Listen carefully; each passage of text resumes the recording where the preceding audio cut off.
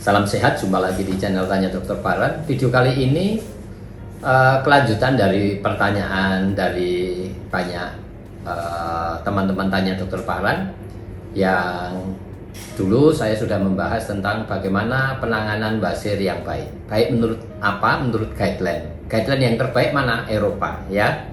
Kemudian ada pertanyaan, apakah laser ada di dalam guideline? Ya. Nah, sekarang saya akan membahas pertanyaan berikutnya dari teman-teman, yaitu radiofrekuensi, ya, RF, ya. Apakah radiofrekuensi masuk di dalam guideline? Ya, saya jawab tidak, ya, sama dengan laser, demikian juga radiofrekuensi. Mengapa tidak masuk dalam guideline? Padahal radiofrekuensi kan juga dari mereka, dari Eropa. Di Eropa sendiri tidak masuk dalam guideline. Ini sama nilainya dalam evidence-nya atau bukti penelitiannya, ya. Jadi kalau kita melihat bukti penelitian di dalam pembentukan guideline atau garis pedoman, itu memakai penelitian yang namanya randomized control trial, ya, bukan case report, ya, case series, cohort study, ya, tetapi adalah randomized control trial. Ya, randomized control trial itu kemudian dilakukan systemic review dan kemudian meta analisis, kemudian disimpulkan berdasarkan kekuatan buktinya itu dibagi menjadi 4, kan, plus 1, plus 2, plus 3, plus 4. Plus 1 itu yang paling rendah, low level of evidence, ya.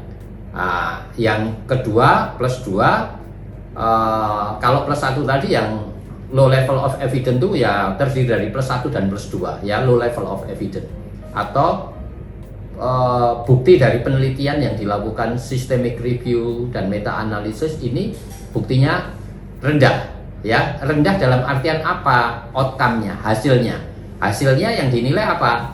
Yaitu tentang gejalanya, tentang kepuasan pasien dengan tindakan itu, tentang kekambuhan, tentang komplikasi, tentang angka reoperasi, kemudian pasien itu dilakukan operasi, terus berapa lama dia kembali kepada kehidupan sehari-hari, biayanya berapa, lamanya operasi, lamanya dirawat. Itu outcome semua, hasil-hasil itu semua yang terdiri poin-poin itu kemudian dinilai.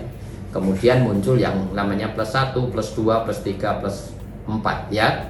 Kebanyakan yang masuk dalam guideline itu adalah plus 3 dan plus 4. Jelas, ya? Termasuk mengikat itu masuknya plus 3, bukan plus 1 dan plus 2. Yang plus 1 plus 2 itu hanya kayak namanya plus 1 itu can be considered, ya. Ya, dapat dipertimbangkan untuk dipakai. Yang plus 2 itu could be used, ya. Could be used itu ya bisa dipakai. Tetapi kalau yang plus 3 itu seharusnya dipakai, ya. Should be. Yang keempat must, yaitu harus dipakai. Jadi yang should be dan must ini yang derajatnya plus 3 plus 4 inilah yang masuk di dalam guideline. Yang masuk dalam guideline itu apa? Infrared, menyuntik, mengikat, ya. Kemudian operasi konvensional, stapler dan halra. Hanya ini, yang lain-lain yang kita tahu ada di Indonesia itu tidak masuk dalam guideline-nya Eropa, ya. Jadi kalau saya ditanya apakah radiofrekuensi kok tidak masuk dalam guideline, ya itu jawaban saya, ya. Sehingga saya tidak menangani pasien-pasien saya dengan radiofrekuensi ataupun juga dengan laser, ya.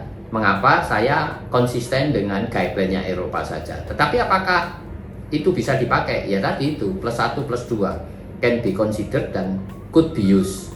Can be considered itu dapat dipertimbangkan dipakai. Yang could be used ya bisa dipakai, tetapi bukan yang seharusnya dan bukan yang harus dipakai.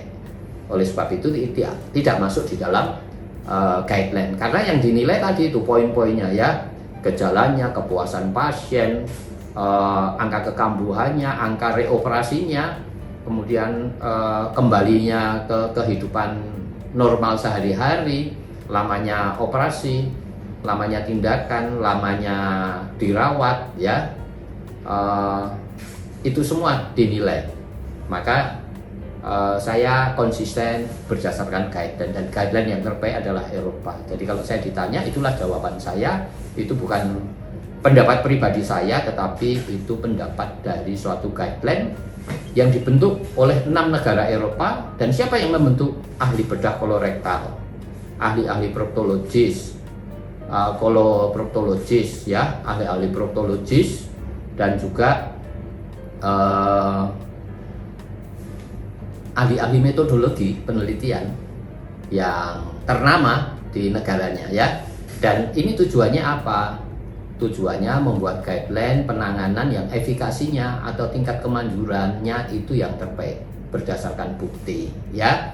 Bisa dipakai guideline itu oleh dokter umum, oleh pasien, oleh dokter bedah, oleh ahli bedah kolorektal, oleh gastroenterolog, dan siapa saja yang berkepentingan untuk memakainya.